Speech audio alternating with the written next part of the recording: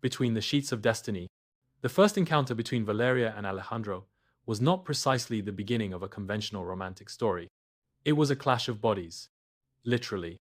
It happened in a luxurious hotel in Madrid, where Valeria, exhausted after a long flight from New York, could barely keep her eyes open while walking down the hall with her suitcase.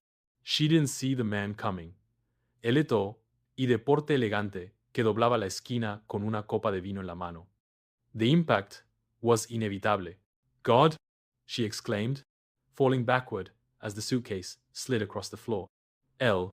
Alejandro's cup tilted dangerously, but he reacted with the agility of a feline, preventing the crimson liquid from staining his impeccable suit. Only a few drops escaped, landing on Valeria's white blouse. "I'm so sorry," he said, bending down to help her get up. She, rubbing her forehead, looked at him with a frown. "Really? Because my blouse says, the sea." "On the contrary," he let out a burst of laughter. "If it's any consolation, it was an excellent wine." Valeria snorted. "Great. Now I have a sommelier in my clothes." "Let me compensate you," Alejandro offered, with a charming riza. "I can send you a new blouse, or invite you for a drink." Valeria should have rejected him. She barely knew him, she was tired, and, besides, her blouse was ruined. But something in her, Irada, in that confident and mischievous smile, made him respond without thinking too much. "The cup sounds good." An unexpected toast. Minutes later, they were sitting at the hotel bar. Valeria discovered Q. Alejandro not only had an exquisite taste for wine, but he also owned one of the most important wineries in Spain. "So, basically, you are to blame for my ruined blouse," Romeo her. After he told her about his company. "I see it more as destiny," replied Alejandro, raising his glass. "Did destiny send you to crash into me?" "Exactly. And it seems to have worked." Valeria surprised herself by laughing more than she had in months.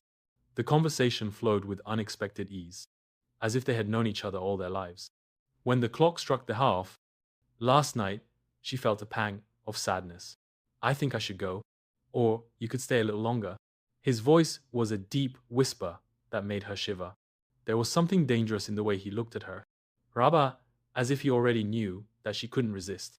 And she didn't. Between shadows and passion, that night, between white sheets and hurried whispers, Valeria discovered that Alejandro didn't. He had an irresistible smile, but also hands that knew exactly how to make her forget everything else. Desire enveloped them like an unstoppable fire. Their lips traveled every corner of his skin, and their bodies met with the urgency of two souls who had waited too long to meet.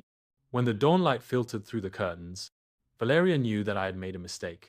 Not because I regretted what had happened, but because I didn't want it to end. "Only one night?" "Good morning," Alejandro murmured, in a hoarse voice. She forced herself to smile. He wrote while sitting on the bed, covering himself with the sheet. "Good morning."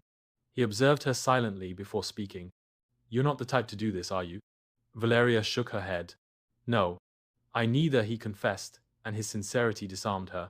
For an instant, the silence stretched between them. There were so many things she wanted to ask, so many answers she feared to hear. But instead, to speak, Valeria did what she always did when she felt something slipping from her hands. She stood up, picked up her clothes, and began to dress. "Valeria?" Alejandro sat up, watching her, with a mixture of curiosity and frustration. "Why do I feel like you're running away?" She forced a smile. "Because I am." Alejandro sighed and ran a hand through his hair. "Will I return to Verte?" Valeria opened the door without looking at him. "I suppose destiny will decide." And she left without realizing that destiny had not finished with them. En une expected réunion, weeks later, Valeria entered an elegant restaurant in Madrid for a business dinner. Her company wanted to close an important contract with one of the country's largest wineries. When the host took her to at his appointment table, his heart stopped for a second, because there was Alejandro, with his half smile and the same intense gaze that had made her lose her head that night in the hotel. "It seems that destiny has an excellent sense of humor," he said, with an amused smile.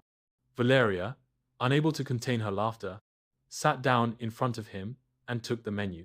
"Or simply does not sa to accept a goodbye." Alejandro looked her in the eyes and said, in a firm voice, "Then this time, don't say it."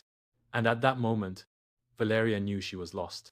Because, for the first time in her life, Eno wanted to flee. Happy end. The love that destiny wrote. Valeria couldn't help but smile as she watched Alejandro, who looked at her with the same intensity as that first night. The destiny had brought them together again, but this time, she wasn't going to run away. After that dinner, what began as business meetings became something more. Alejandro won her over with countless details, parados, scenes under the stars, messages full of complicity, and a love that grew with each encounter. 1 year later, in the same hotel where it all began, Alejandro surprised her with a question that would change their lives. Valeria, that night you said that destiny would decide if we would see each other again. Now I want you to decide. Will you marry me? The tears of happiness clouded Yusor while nodding without hesitation. Yes, 1,000 times yes. And between laughter, kisses, and promises, they understood that destiny can take the first step, but true love is the one that writes its own story. Aurea.